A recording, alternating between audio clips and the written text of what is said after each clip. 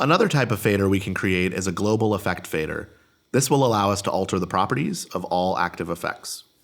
Let's go map a global effect fader.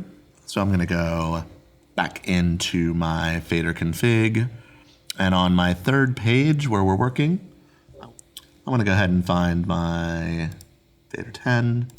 I'm going to map that to be global effects. And I'll click off there.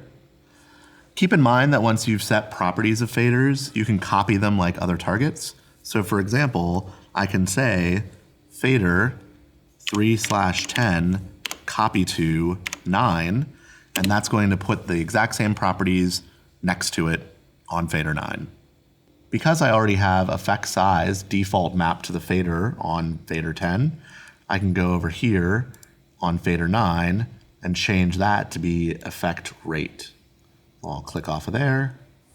And now I'm going to go ahead and go to Q 37.3,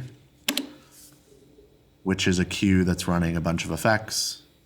Looking at my faders, my motorized faders moved up halfway because we home the global effects faders at the center.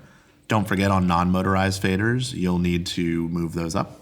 And you can see that if I move my rate up, those effects speed up. I can slow them down.